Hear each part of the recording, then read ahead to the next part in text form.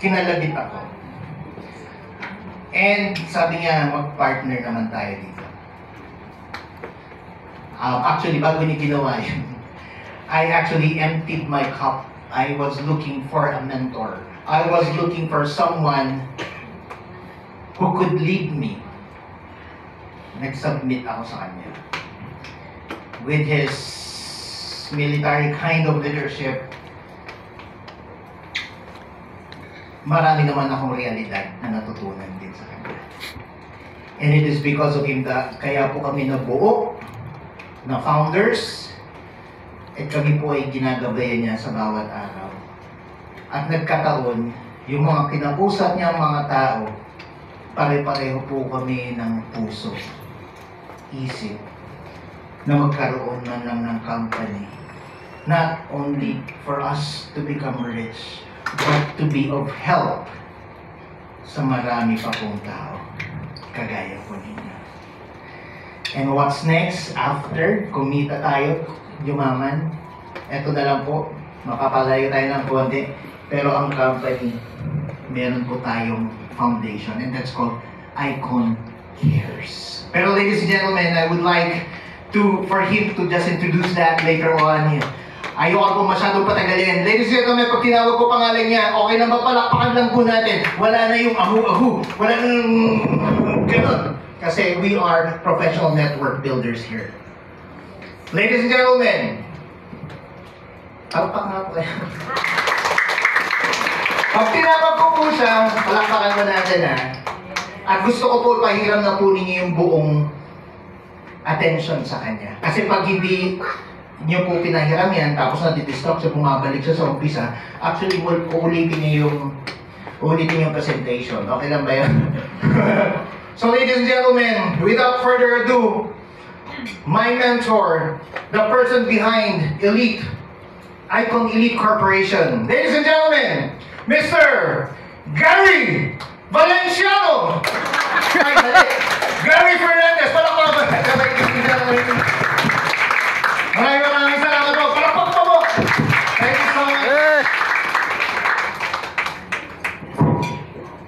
So, palakpakan po natin si President. Okay?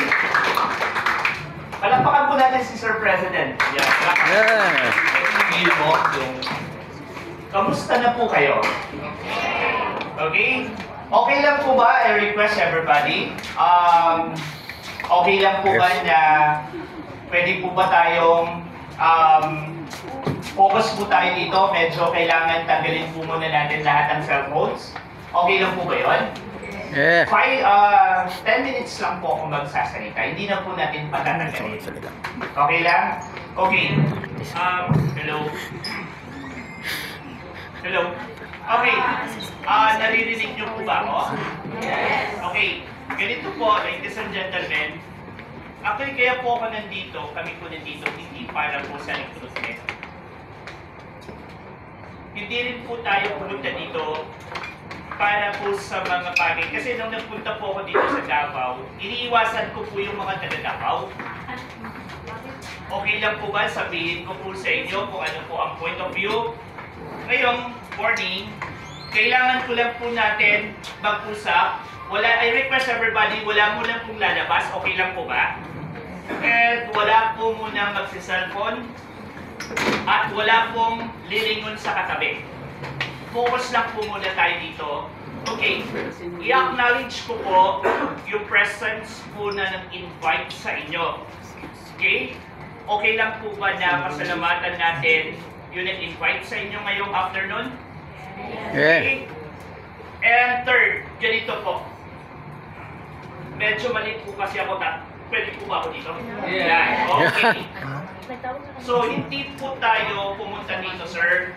Ma'am, para po sa mga recruitment. Kasi sa dami po ng network marketing dito sa Pilipinas, napakahirap pong paniwalaan na po ang katulad ng ganitong kumpanya.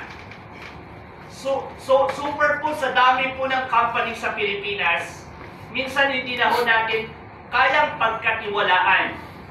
Kaya po kami nandito, hindi po para sa business.